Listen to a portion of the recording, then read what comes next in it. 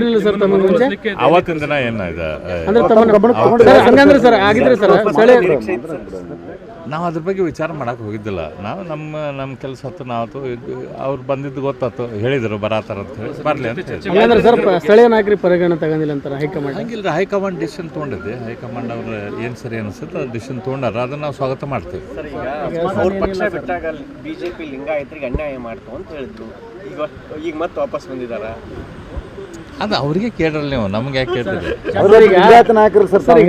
Sir ಈಗ ಇನ್ನೊಂದು ಅಂತ್ಯಗಳು ಅಂತ ಏನು ತಾವು ಹೇಳ್ಬೋದು. ಬಟ್ ಆದರೆ ಶೆಟ್ಟರ್ ಅವರು ಧಾರವಾಡ ಟಿಕೆಟ್ ಕೇಳಿದ್ದಾರೆ, ಜೋಶಿ ಅವರಿಗೆ ರಾಷ್ಟ್ರಾಧ್ಯಕ್ಷ ಒಂದು ಮಾತುಕತೆ ಪ್ರಶ್ನೆನೇ ಇಲ್ಲರಿ, ಪ್ರಶ್ನೆ ಇಲ್ಲ. ಇದರಲ್ಲಿ ಯಾವುದೇ ರೀತಿಯ ಸಂಶಯ ಯಾವುದು ಬೇಡ. ಈ ರೀತಿ ಊಹಾಪೋಹಗಳನ್ನು ಯಾರು ಹಬ್ಸಾತಾರೋ ಗೊತ್ತಿಲ್ಲ. ದಯಮಾಡಿ ನಾನು ಯಾರು ಹಬ್ಸೋರಿದ್ರೆ ಅವರಿಗೆ ಅಂಥ ಕಲ್ಪಕಟ್ಟ ಅಂಥವು ಹಬ್ಬಿಸ್ಬೇಡ್ರಿ ಅಂತ ಹೇಳ್ತೀನಿ. ನಮ್ಮ ನಾಯಕರು ಪ್ರಹ್ಲಾದ್ ಜೋಶಿ ಅವರು, ಅವರೇ ಈ ಸರ್ತಿ ಇಲ್ಲೇ ಲೋಕಸಭಾ ಸದಸ್ಯರು 100%. ಟಿಕೆಟು ಅವರಿಗೆ ದೊಡ್ಡ ಲೀಡ್ನಿಂದ ಆರಿಸ್ಕೊರೋರು ಅವರೇ.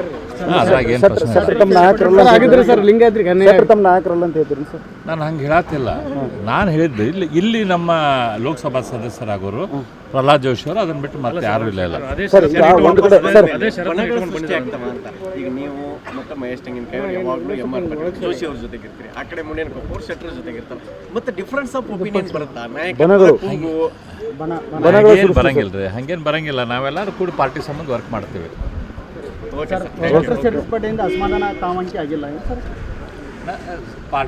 ಪಾರ್ಟಿದ ಏನು ಡಿಸಿಷನ್ ಐತಿ, ಹೈಕಮಾಂಡ್ ಡಿಸಿಷನ್ ಐತಿ, ಅದನ್ನ ನಾವೆಲ್ಲರೂ ಸ್ವಾಗತ ಮಾಡ್ತೀವಿ.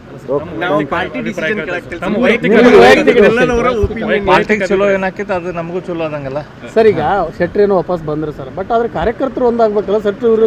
ಶೆಟ್ಟರ್ ಸಾಕಷ್ಟು RSS ವಿರುದ್ಧ ಮಾತಾಡಿದ್ದಾರೆ, ಸಿದ್ಧಾಂತಗಳ ಬಗ್ಗೆ ಮಾತಾಡಿದ್ದಾರೆ. ನಮ್ಮ ಕಾರ್ಯಕರ್ತರು ಗಟ್ಟಿಯಾಗಿ ಭಾರತೀಯ ಜನತಾ ಪಾರ್ಟಿ ಹೋಗ ಇದ್ರು, ಹಾಗಾಗಿ ಕಾರ್ಯಕರ್ತರಲ್ಲಿ ಏನು ಗೊಂದಲ ಇದ್ದಿದ್ದೇ ಇಲ್ಲ.